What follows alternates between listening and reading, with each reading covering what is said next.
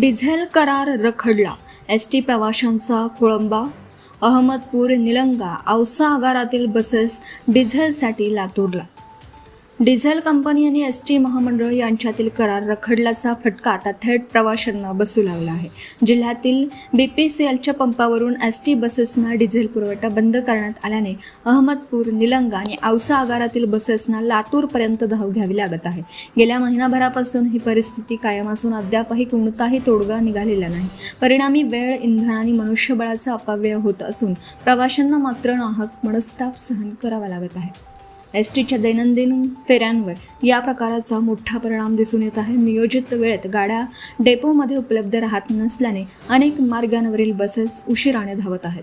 काही ठिकाणी फेऱ्या रद्द करण्याची वेळही प्रशासनावर आली आहे. ग्रामीण भागातील प्रवाशांना याचा सर्वाधिक फटका बसत आहे.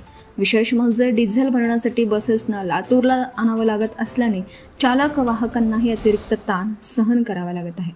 एका बसला डिझेलसाठी अतिरिक्त फेरी मारावी लागत असल्याने आर्थिक नुकसानही वाढत आहे.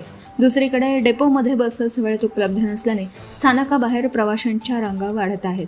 उन्हाच्या तीव्रतेत प्रवाशांची होणारी गैरसोय संतापजनक असल्याची भावना नागरिकांमधून व्यक्त होत आहे.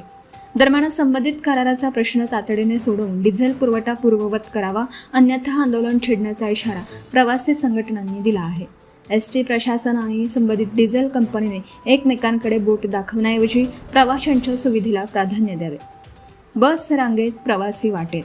अहमदपूर, निलंगा आणि औसा आगाराच्या बसेसला डिझेलसाठी लातूरकडे वाट वाकडी करावी लागत आहे. इतर 3 डेपो आणि लातूर डेपोतील बसेस यामुळे शहरातील छत्रपती शिवाजी महाराज चौकातील डेपोत बसेस रांगेत लावल्या जातात, तर असह्य उकाड्याने प्रवाशांना खाली उतरवलं जातं. ऐन रस्त्यावरच उभे राहत प्रवाशांना बसची वाट पाहावी लागत आहे. Subscribe now and press the bell icon. Never miss an update.